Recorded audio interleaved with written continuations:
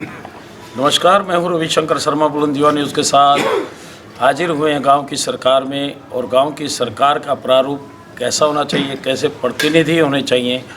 इस समय गांव की सरकार में हम जींद ज़िले के गांव ढाठरथ में हैं, जहां से श्रीमती नवनीत कौर सरपंच पद के प्रत्याशी हैं। महिला के लिए आरक्षित है ये गांव। उनके प्रतिनिधि सरदार हर्षदीप सिंह हमारे साथ मौजूद हैं। हर्षदीप जी, आपका स्वागत है हमारे न्यूज़ चैनल में। सबसे पहले आपका भी स्वागत है। बहुत बहुत धन्यवाद कि आप अपना कीमती समय निकाल के हमारे पास आए। आपका बहुत बहुत स्वागत है और बहुत बहुत धन्यवाद।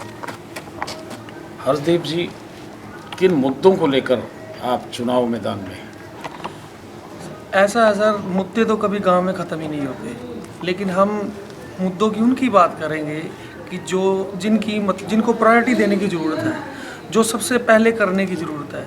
और उन मुद्दों में हम शायद हमारा तीसरी चौथी बार हमारा ये कार्यक्रम चल रहा है, और जिसमें हम तकरीबन उन्हीं मुद्दों के साथ, जैसे कोई मेजर प्रॉब्लम सामने आती है, जैसे एक दो आज और मेजर प्रॉब्लम सामने आई है, उनकी चर्चा करेंगे आपके साथ। और सबसे पहले हमारा मेन मुद्दा तो गांव की एंट्रीज़ का है।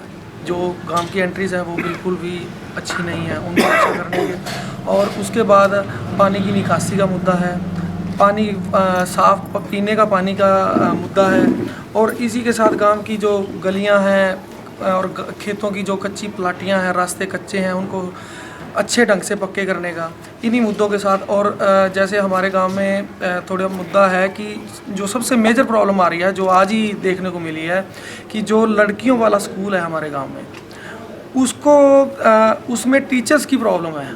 वहाँ पे 160 लड़कियाँ हैं जो पढ़ने आती हैं, हमारी बेटियाँ हैं, हमारी बहनें हैं, और वहाँ पे टीचर्स हैं सिर्फ 2, जो सबसे बड़ा मेन मुद्दा है। और टीचर्स जो वहाँ पे 2 हैं, और उनके पास 2 टीचर्स हैं, जो वो इधर जो हमारा मेन स्कूल है ढाठरथ का, वहाँ से 2 टीचर्स उन्होंने बुलाए हुए हैं गर्ल्स स्कूल में। तो टोटल वहाँ पे 4 टीचर्स हैं, और जिनमें से 1 टीचर अभी आ नहीं रहे हैं, उनका कोई पर्सनली प्रॉब्लम है। तो टोटल सिर्फ 3 टीचर्स हैं, और 2 वहाँ पे परमानेंट है, और 1 टीचर है जो इधर बड़े स्कूल से उधर लेके गए हैं। तो जो लड़कियाँ हमारी बेटियाँ होती हैं, अगर वो शिक्षित होती हैं तो उनसे 2 घर संवरते हैं।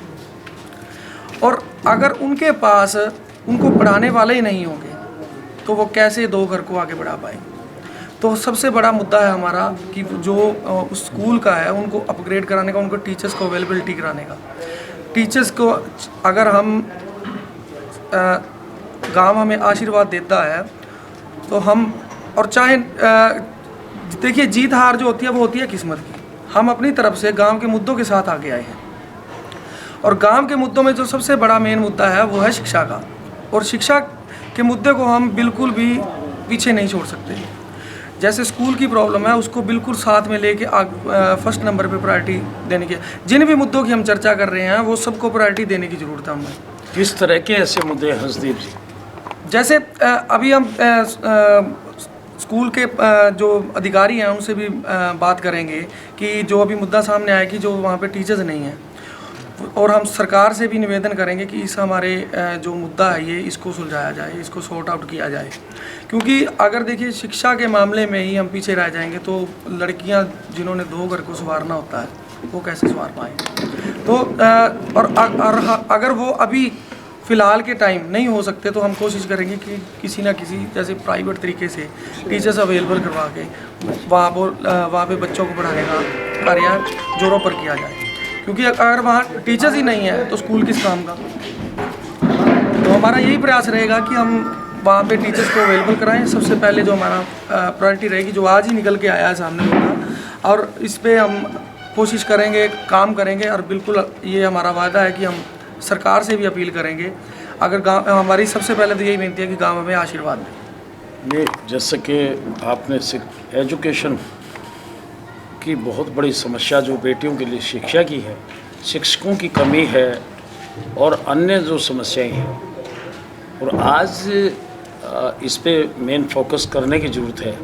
बेटियां किसी भी फील्ड में पीछे नहीं हैं, तो प्रायोरिटी बेसिस पे आपका ये कदम रहेगा। इसके साथ साथ जो आप एक युवा हैं, युवा की सोच एक अलग सोच होती है। युवा होने के नाते अगर युवाओं की बात करें युवा गलत रास्ते पे भटक रहा है, नशे की लत में जा रहा है, उनके लिए किस तरह का मोटिवेशन आपकी तरफ से रहेगा? देखिए हमारे यहाँ पे हमने ना सब कुछ प्लान किया हुआ है। अगर गांव वाले हमें मौका देते हैं तो हम युवाओं के लिए खेलों की तरफ रुझान के लिए सेमिनार लगाएंगे। समय समय पर वो सेमिनार करवाए जाएंगे ताकि जो हमारे युवा हैं वो नशे की लत छोड़कर खेलों की तरफ ध्यान दें। अभी हरियाणा की मिट्टी तो मशहूर है कि सबसे ज़्यादा खिलाड़ी पैदा किए हुए हैं हमारे हरियाणा के। और हर गांव में हर घर में हुनर होता है, सिर्फ उसको तराशने की ज़रूरत होती है। तो अगर उस तराशने वाला काम अच्छे ढंग से किया जाए तो हमारे घर घर में, हमारे गांव में किसी चीज़ की कमी नहीं है। तो हमारा सबसे पहले तो हम यही करेंगे कि गांव के जो हमारे युवा साथी हैं उनको खेलों की तरफ जागरूक किया जाए ताकि वो नशे की लत छोड़कर खेलों के प्रति जागरूक हो और सामने आए। क्योंकि देखिए हमारे गांव में पहले भी, अभी हमारा एक भाई है सोता जो कबड्डी का बहुत अच्छा प्लेयर है, अभी तक उसी ने ही जो अपने खेल समय समय पर करवाए जाते हैं।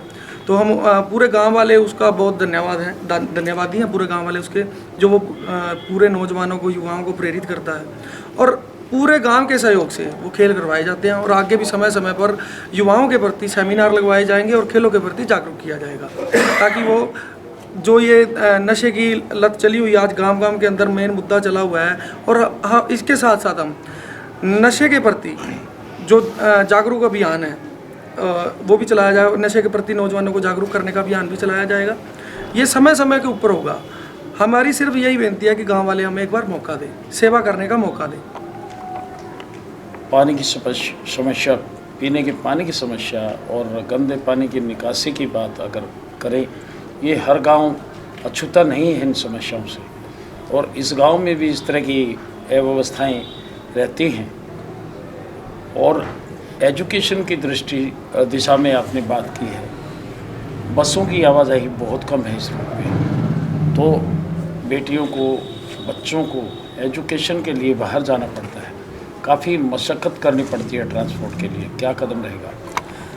देखिए सबसे पहले तो हमारे जैसे जींद में यहाँ से हमारे बच्चे पढ़ने जाते हैं गांव के, और यहाँ से गांव से जो 1 या 2 टाइम ही बस जाती हैं। और सबसे पहले तो सुबह हमें बस की ज़रूरत होती है कि जो मतलब बच्चों को टाइम से स्कूल और कॉलेज में पहुँचा सके। और हमने पहले भी कहा था कि हमारा ये भरसक प्रयास रहेगा कि सबसे पहले हम इन बसों का इंतज़ाम करें जो समय पे बच्चों को जींद पहुंचा सकें, उनके स्कूल कॉलेज के टाइम पर बिल्कुल वो जा सकें। और कम से कम अगर प्रयास हमारी फर्स्ट प्रायोरिटी रहेगी ये, और इसके बावजूद भी अगर ऐसी कोई समस्या रहती है तो कम से कम जो हमारा मेन रोड है, जैसे खेड़ी तो लोड्डा है, यहाँ से बच्चे जींद के लिए रवाना होते हैं, तो कम से कम हमारी ये प्रायोरिटी रहेगी, कम से कम वहाँ तक तो कोई ऐसा प्रयास किया जाए ग्राम पंचायत की तरफ से कि बच्चे स्कूल से टाइम पहुँच सकें। और बच्चों के साथ साथ जो हमारे कमेरा वर्ग है जो काम के लिए जींद जाते हैं, उनके लिए भी एक मेन मुद्दा है कि वो टाइम से जा नहीं पाते हैं।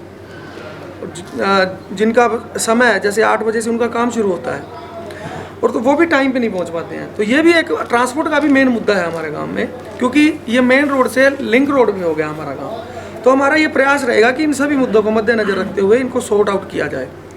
और रही बात निकासी की प्रॉब्लम के लिए हम ऐसा प्रयास कर रहे हैं, हमने पहले भी चर्चा की थी इसके बारे में। आपको पता है कि जो संत सीचेवाल जी हैं, जो अभी राज्यसभा सांसद भी हैं, जी जी, हम उनके मॉडल पर प्रयास करने का काम करेंगे।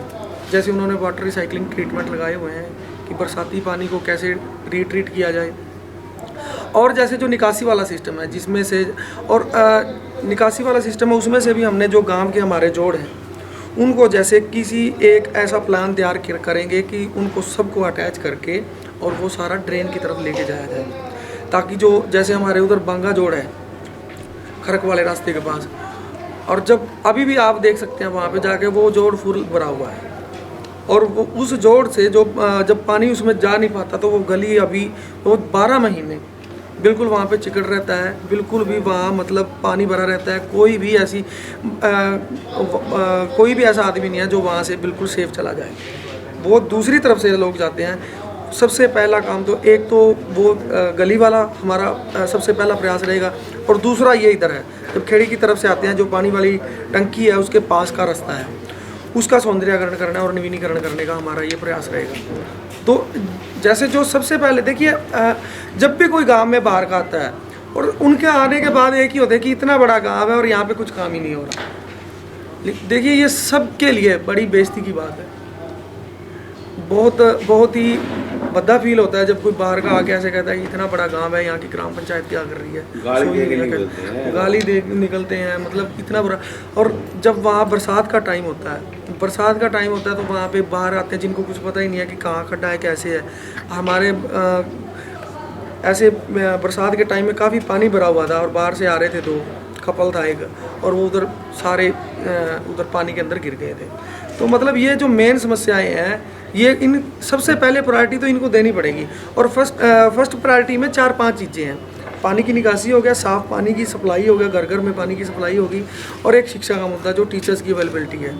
और ऐसे मुद्दों के साथ हम ग्राम पंचायत की तरफ से एक कमेटी बना के और सभी ग्राम पंचायत की तरफ से, मतलब पूरे ग्राम पंचायत डाटरत की तरफ से इन मुद्दों के ऊपर चर्चा करके और इनको मतलब निपटाने का काम करेंगे। जैसे एजुकेशन की बात आती है, आज बच्चों को कोचिंग के लिए, लाइब्रेरी के लिए या फिर हाई टेक्नोलॉजी की शिक्षा के लिए बाहर जाना पड़ता है। तो आज कई गांव ऐसे हैं जो हाई टेक्नोलॉजी से जुड़ गए हैं, वाईफाई सिस्टम है, कंप्यूटर एजुकेशन पे बड़ा जोर है। तो आपका क्या प्रयास है? देखिए सर, आप हमारे मैनिफेस्टो में पढ़ सकते हैं और हमने ये पोस्टर भी लगवाए हुए हैं, आप देख सकते हैं। उसमें सबसे जो मेन काम है, गांव में एक डिजिटल हाईटेक लाइब्रेरी बनाने का, और जो मेन चौक है हमारे, वहाँ पे सीसीटीवी कैमरे और वाईफाई से कनेक्टेड करना है। देखिए आज के समय में जो इंटरनेट है वो हर बच्चे की, हर शिक्षक की ज़रूरत बन गया है। उसके बिना मतलब आप कुछ भी नहीं कर सकते। तो इन डिजिटल कामों के बारे में, हाईटेक बनाने में ग्राम पंचायत बिल्कुल पीछे नहीं हटेगी। और हम ऐसी एक पंचायत बनाएंगे जिसमें काम होगा गांव वालों के सुझावों के साथ। देखिए कई चीज़ होती हैं कि अकेला आदमी कुछ नहीं कर सकता, सभी गांव वालों के सहयोग से ही होगा। सिर्फ एक करने का जज्बा चाहिए। कहीं पे भी आप जाके खड़े हो जाएंगे तो वो अगर वो सुझाव देंगे, उन सुझावों के ऊपर काम करने की ज़रूरत है। अगर हम सोचेंगे कि मैं अकेला कुछ कर पाऊँगा तो वो नहीं होगा। ये ग्राम पंचायत जो होती है, ये गांव की बनाई हुई सरकार होती है, और गांव की सरकार जो होती है वो बहुत कुछ कर सकती है, सिर्फ एक करने वाला होना चाहिए। और हम ये एक गांव में देसी भाषा में बात चली हुई होती है कि वोटों से पहले तो सारे आ जाते हैं और उसके बाद फिर पहले सारे पाँव पड़ते हैं, हाथ जोड़ते हैं, उसके बाद कोई नहीं पूछता है। हमने इस चीज़ को साबित करना है कि हम पहले भी सुझावों के साथ आए हैं, हम पहले भी ऐसे अपील कर रहे हैं कि हमें एक मौका दीजिए, और बाद में आपको सुझावों की अपील रहेगी कि आपके सुझाव दीजिए हमें, जिससे गांव को बेहतर बनाने में कोई कमी ना रहे। एक अंतिम सवाल आपसे, वोटों की मतदान की तारीख नज़दीक है, कुछ ही दिन बाकी है।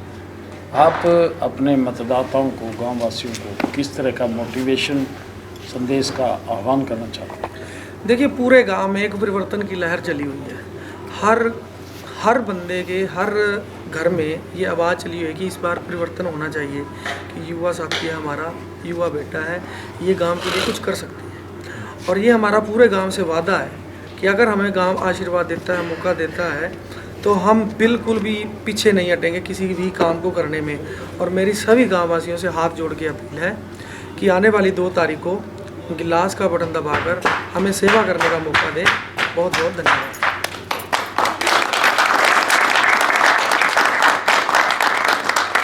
निश्चित तौर पर गांव डाटरत में नवनीत कौर जो महिला सरपंच पद की प्रत्याशी हैं, उनके प्रतिनिधि सरदार हर्षदीप सिंह का कहना है कि गांव को जिन समस्याओं के लिए गांव में वो काम करना चाहते हैं, गांव की सरकार में अगर उन्हें गांव वासियों का सहयोग मिलता है, हाई टेक्नोलॉजी एजुकेशन के साथ साथ युवाओं में जो आज एक मोटिवेशन और जागरूकता की ज़रूरत है, स्कूल में स्टाफ की कमी है, स्कूल को अपग्रेड करवाना सहित जितनी भी तमाम आधुनिक सुविधाएं हैं मौका मिलने पर गांव की सरकार का पहला कदम ये रहेगा। आज के लिए इतना ही, इजाज़त दीजिए, नमस्कार।